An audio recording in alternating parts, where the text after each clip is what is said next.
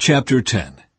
Dear brothers and sisters, the longing of my heart and my prayer to God is for the people of Israel to be saved. I know what enthusiasm they have for God, but it is misdirected zeal. For they don't understand God's way of making people right with Himself. Refusing to accept God's way, they cling to their own way of getting right with God by trying to keep the law. For Christ has already accomplished the purpose for which the law was given. As a result, all who believe in Him are made right with God. Salvation is for everyone.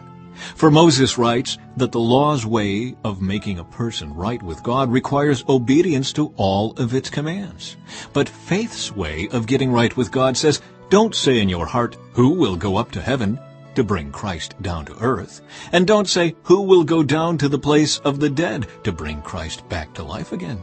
In fact, it says, the message is very close at hand. It is on your lips and in your heart.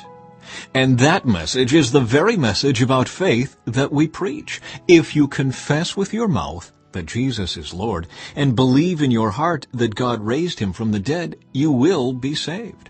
For it is by believing in your heart that you are made right with God, and it is by confessing with your mouth that you are saved.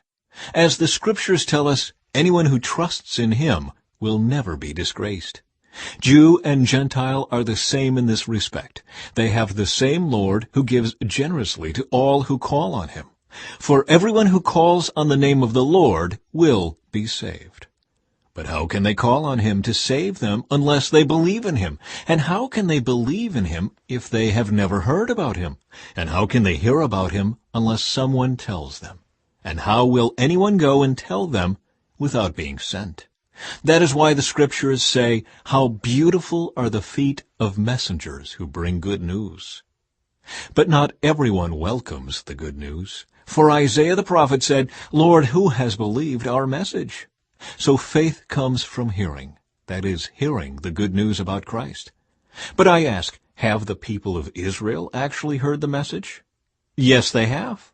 The message has gone throughout the earth, and the words to all the world.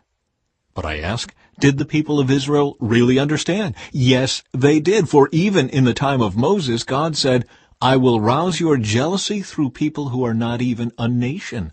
I will provoke your anger through the foolish Gentiles.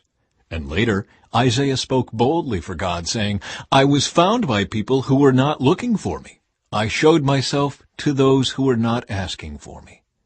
But regarding Israel, God said, all day long I opened my arms to them, but they were disobedient and rebellious.